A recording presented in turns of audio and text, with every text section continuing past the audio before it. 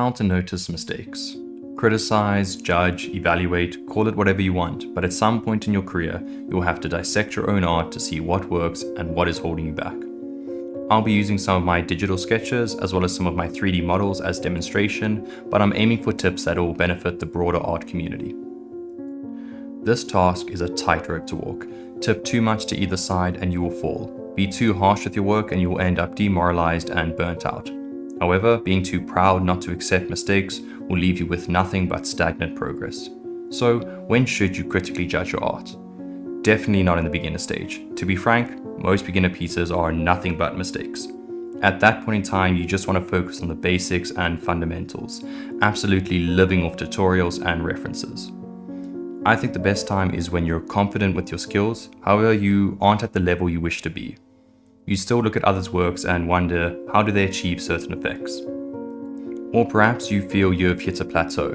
Your art has become stagnant and there is no clear path to improvement. At that moment, I think it's time to properly evaluate and critically judge your art. Now, before I begin, I'm going to lay down some ground rules. Rule 1. We aren't correcting or fixing old art. Personally, I believe that going back and fixing art you've done years ago is akin to rewriting history books. Be proud of it, but focus on the next project. Dwelling on the past does no good. However, you can implement these skills onto the piece that you're currently working on. Rule number 2, be honest and fair. Kind of reminds me of a school teacher. Holding back criticism will only hurt you in the long term. Constructive criticism is king. And lastly, when it comes to outside advice from others, especially non-artists, trust it as a second pair of eyes, but not as facts.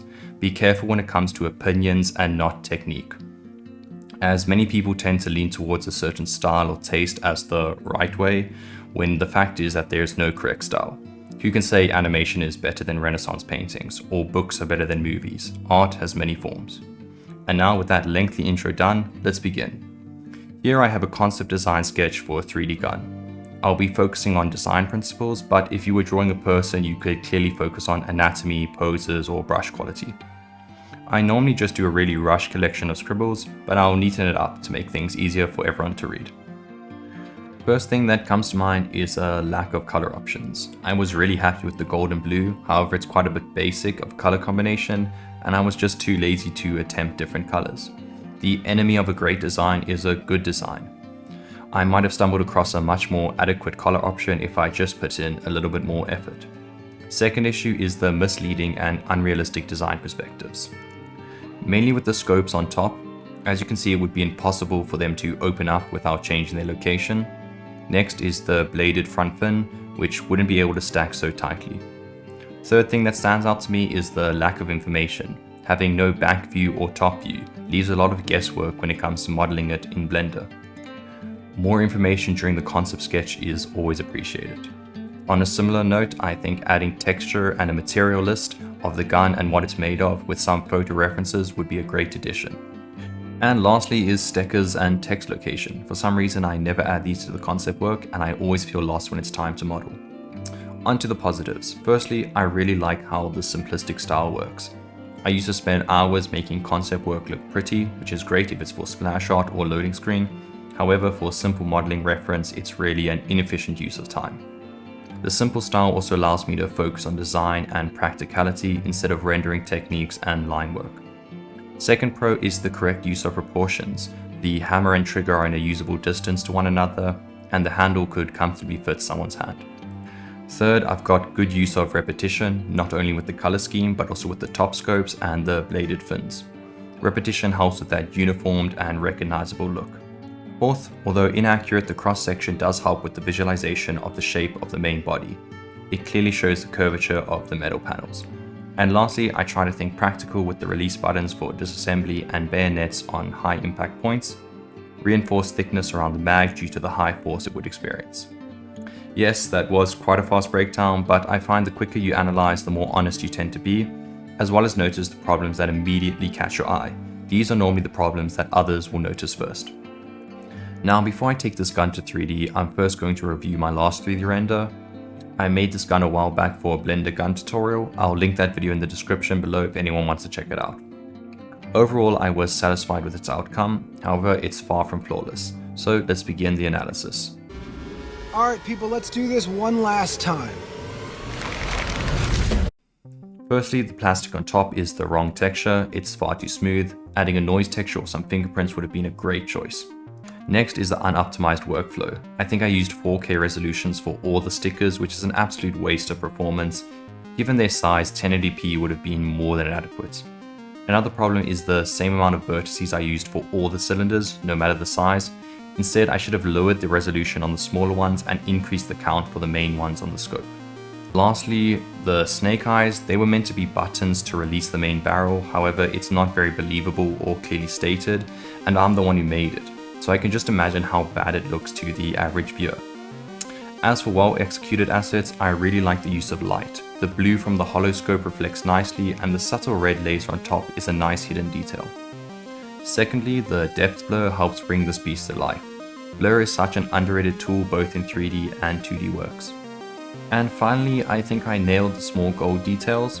The ornate patterns and barely visible fingerprint marks add a lot of charm to the piece. It could be leaning a little bit towards the busy side of things. And yeah, that's all that stands out to me for the moment. I think with these little reminders done, I'm now ready to put what I learned into my next piece. This breakdown method can really help you understand others' works as well. However, when dissecting someone else's art, take some time to really understand it and appreciate it. And as always, remember, feedback without someone specifically requesting it is an unwelcome form of criticism. Now, back to the art. Before texturing, I first had to fix the 3 scopes to make sure they could rotate 90 degrees. I reworked the front blade fins to allow them to fold into one another, but still being able to rotate around the gun's frame.